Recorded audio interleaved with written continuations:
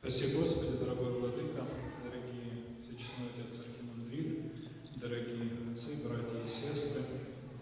Я благодарю вас, дорогой Владыка, за оказанное нам гостеприимство, за возможность вместе с нашими братьями-славянами помолиться Господу Богу, в первую очередь, конечно же, о спасении наших бессмертных душ и о мире во всем мире.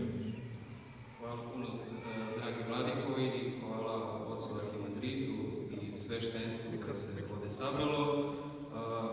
Blagodarim prvenstveno za to što smo imali mogućnost da se ovdje zajedno pomolimo mi kao pravoslavni Sloveni i da se pomolimo za spasenje naših duša.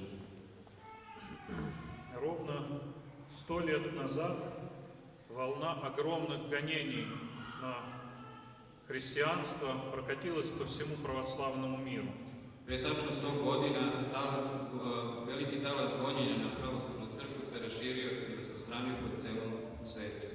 В частности, в Русской Православной Церкви огромный сон святых новомучеников и исповедников просиял благодаря этим гонениям. Između ostalog, u Ruskoj pravoslavnoj crkvi veliki sabor svetih se proslavio благодарячи tom мучению. Святые отцы говорят, что время гонений и испытаний в церкви – это самое благоприятное для нее время. Sveti oci nas uče da je najbolje vreme za crkvu vreme gonjenja i isleđivanja. Почему же бывают эти испытания внутри церкви? Zašto se dešavaju takva iskušenja unutar crkve? Я думаю, что всего лишь потому, что мы, как христиане, забываем о тех обязанностях, которые лежат на нас с вами.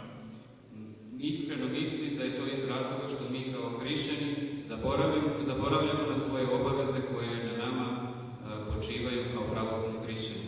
А Господь, как чудолюбивый Отец, ища нашего с вами спасения, заботится больше, чем мы о нашем спасении. I čadoljubivi Gospod koji se više brine o našem spasenju nego mi sami, brine i tada za nas. Я надеюсь, что в это время испытаний, которые сегодня находится Украинская Православная Церковь, Ja se nadam da će ovo vreme iskušenja u kojem se trenutno nalazi Ukrajinska pravoslavna crkva, Господь не оставит ее, Gospod je neće ostaviti. Матерь Божия не заберет своего покрова от нее. Da Majka Božja neće ukloniti svoj pokrov sa njim. И я надеюсь, дорогой Владыка, на ваши молитвы. I ja se, Vladiko, uzdam i u vaše molitve.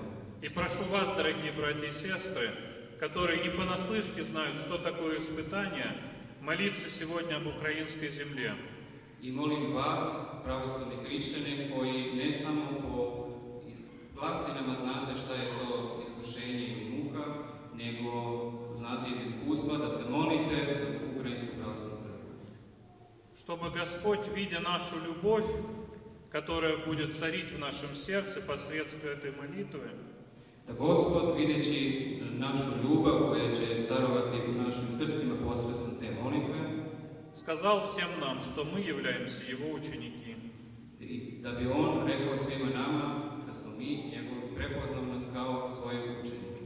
Благодарю вас еще раз за оказанную для нас любовь, внимание, заботу. Blagodarimo još jednom za iskazanu vašu ljubav, brigu i pažnju koju ste nam posvetili. И хотел бы в память о сегодняшнем дне, дорогой Владыка, для возглавляемой вам епархии передать святыню, это мощи преподобного Кукши, исповедника Одесского. I želeo bih kao uspomenu na ovaj dan za vas i za vašu eparhiju da predam deo sveti moštiju prepodobnog Kukše Odeskog. Это исповедник, который как раз во время гонения в русской церкви To je upravo ispovednik za vreme gonjenja Ruske pravoslavne crkve. в своем немощном теле U svom nemoćnom telu явил крепкую веру, projavio čvrstu veru, стойкость к испытаниям, которые ему были даны.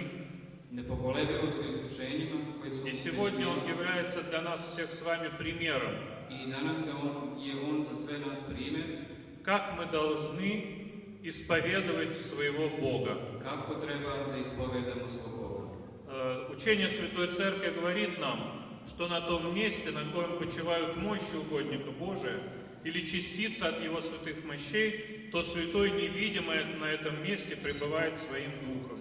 Sveta crkva nas uči da tamo gdje prebivaju mošti nekog svetog Božjeg ugodnika ili čestica njegovih moštiju, tamo je nevidljivo prisutan i sam taj sveti. Сегодня преподобный Кукша между нами, Danas je prepodobni Kukša među nama. и мы будем просить у Него помощи I mi ćemo moliti od njega pomoć, не в самых больших искушениях, которые есть у каждого из нас в жизни, ne samo o velikim iskušenjima koje svi u svom životu imamo, а в самых обычных, житейских, даже пустяках. već i o običnim, najobičnijim životnim iskušenjima. И преподобный Кукша обязательно каждому поможет, кто придет и попросит у него этой помощи. I prepodobni Kukša će svakome koji dođe i zamoli za pomoći. Самое главное, с каким сердцем мы попросим этой помощи. A najvažnije je sa kakvim srcem ćemo zatražiti tu pomoć. И, конечно же, слышим ли мы голос о помощи ближних нас людей. I naravno da li mi sami čujemo glas, vapajući glas bližnjega za pomoć. Если мы слышим, то Господь обязательно и святые угодники нас тоже с вами услышат. Ako ga čujemo, to će i Gospod čuti naše svete molitve. С праздником вас еще раз, дорогие братья и сестры. Srećan praznik još jednom za sestre.